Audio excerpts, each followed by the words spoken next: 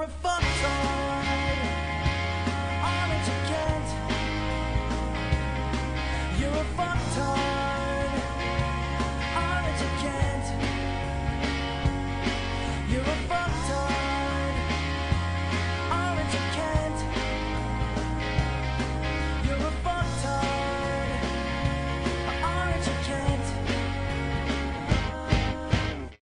Welcome to episode 5 in this video series, in which we disassemble Kent Hovind's doctoral dissertation, as leaked to the internet on wikileaks.org on the 9th of December 2009.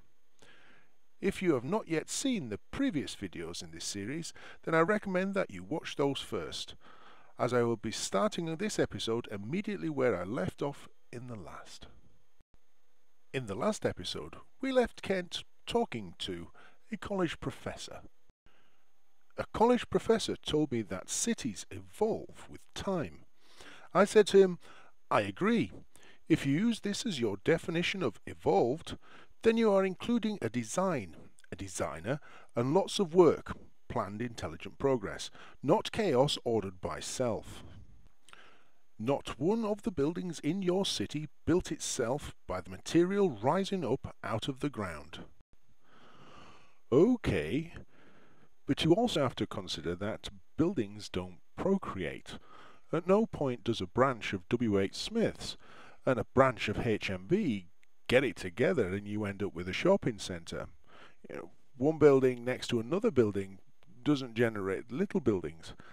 Caravans outside people's houses are not baby houses. Likewise, if you want to have children, you don't get a builder in. Well, okay, you might, but not in the same way that Kent's talking about. We can presume that at this point the college professor was seen to walk away uttering the word dipshit under his breath. Kent goes on. It did not happen that way. Well, Kent, knowing your tendency to make shit up, that statement's probably correct. He goes on. It does not ever happen that way. Well, I'm sure it doesn't. I presume now most college professors run a mile when they see you coming. It will never happen that way. It requires intelligence and a designer. What does, Kent? You don't actually say. What is it? Anyhow, now we move on to Kent's definition of evolution. When I speak of evolution, I am not referring to small, minor changes that naturally occur as animals have to make some adjustments to their environments. Well, Kent, as what you've just described is, in a nutshell, what evolution is, we have to ask, what are you referring to? Cake decorating? Oh, next sentence, he gives an example. For instance, if we released hundreds of rabbits in an area with cold winters, only the animals with the heavier fur would survive. So within a few years, the population would have a little heavier fur than the earlier populations. Yes, Kent, that's called natural selection. These small minor population shifts brought about by environment are referred to as microevolution. No, Kent, that's what's referred to as Darwinian evolution by natural selection. You see, Kent, what you lack is the imagination to project that forward. If such minor changes can occur after so few generations, then imagine what changes could occur after several hundred or several thousand generations. There is no such thing as micro and macro evolution. They're both evolution. They work using exactly the same principles, using exactly the same method. But he goes on. There has been no change in the genetic material of the rabbit. Kent, I think you will find that there has. For a start, your rabbits are not all clones, and certainly after several generations, they sure as hell aren't all clones. I think you'll find that the genes that code for thicker fur within a rabbit will be more prevalent in the population. That means that your previous statement is completely and utterly wrong. But Kent goes on. There has only been a change in the ratio of the population. A ratio of what, Kent? A ratio of the number of rabbits to the number of rocks? A ratio is a ratio of something A to something B.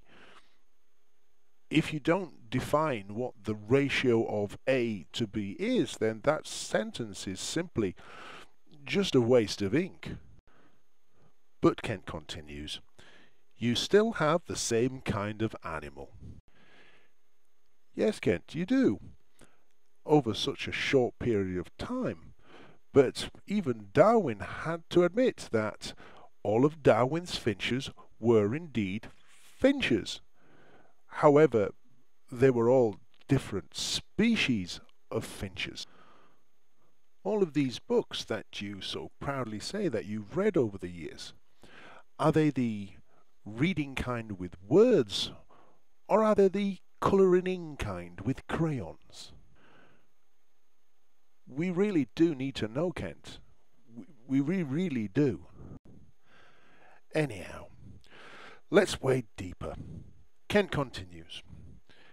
If that climate were to change back to a milder climate, the populations of animals would change back to having lighter fur.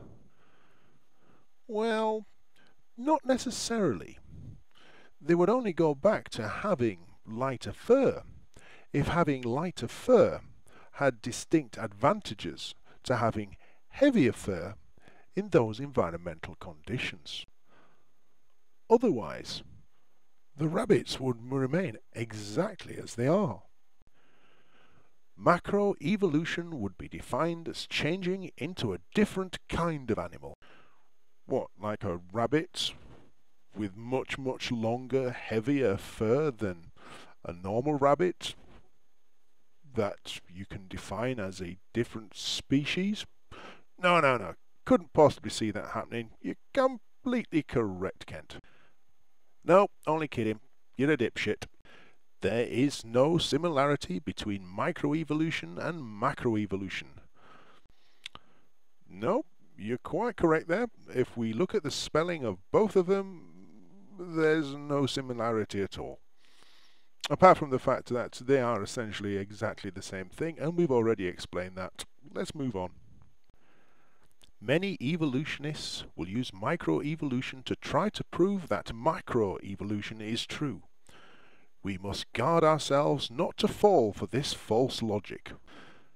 So basically what Kent is saying is that when scientists point out that the processes that drive both micro and macro evolution are the same and therefore both are evolution, that what we should do is completely ignore them. Now folks, think about that really hard. That is the very definition of willfully ignorant.